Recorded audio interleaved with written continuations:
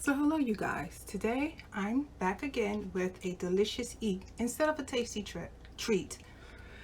These are rib tips, similar to the ones you get when you go for takeout, and it's quick and easy and it's a little Asian inspired.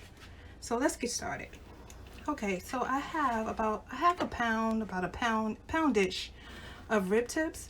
I just washed it with vinegar and water and then rinsed it off, patted it dry.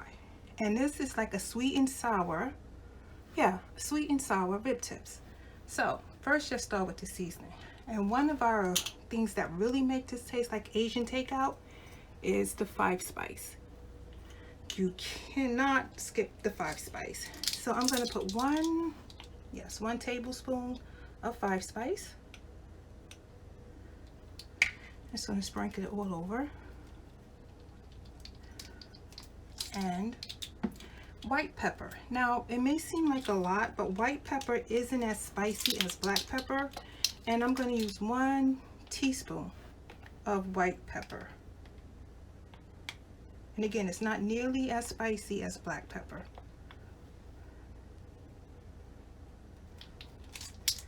And 1 tablespoon of garlic. Again, these ingredients you probably can find at your local market, or you may already have it in your cabinet.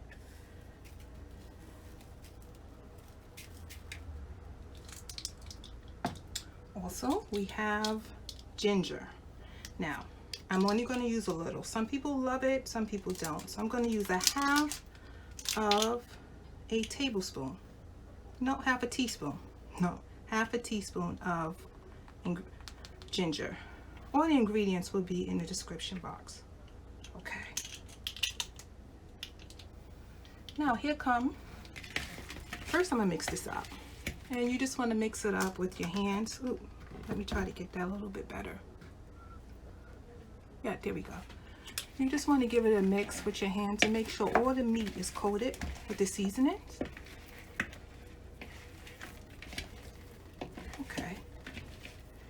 Now you're wondering, where's the sweet and sour?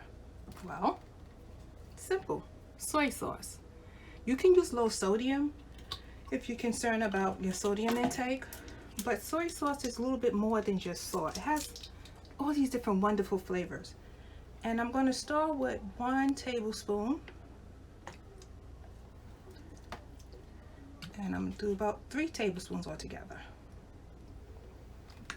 2 and 3. There we go. So now we have the sour. Where's the sweet? Honey. Everyday honey. You don't have to buy Manuka honey or any expensive brand.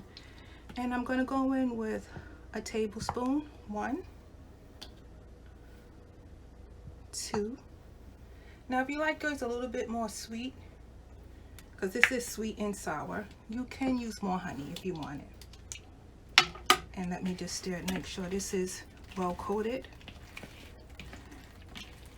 And you can do this a day in advance and let it stay in your refrigerator, and it will taste even better. This doesn't have to be done. You don't have to do this the day of. You can do this the day before or the night before and just keep it in the fridge.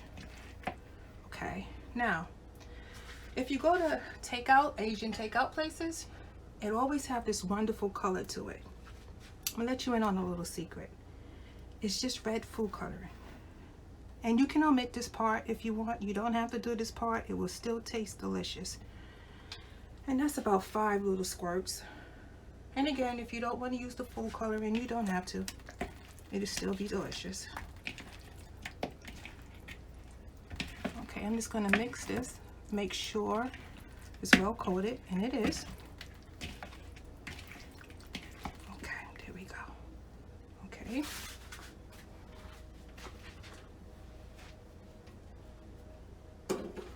I'm going to put this in the oven. It's going to cook for about 30 to 40 minutes at 350 degrees. I'm going to cover it. Now you can start checking it at 30 minutes. Every oven cooks different, at a different temperature or a different time. but usually by 30 minutes, it may be done. So you can give it a look. I'm going to cover this and put this in the oven at 350 for 30 to 35 minutes. I'm going to give it a check at 30 minutes. And there we go. Asian inspired rib tips. Please take a minute, hit the subscribe button. I'm trying to get to 500 subscribers, and when I do, I'm going to do a giveaway. Just enter a giveaway in the comments. Hit the like button. Until next time, enjoy.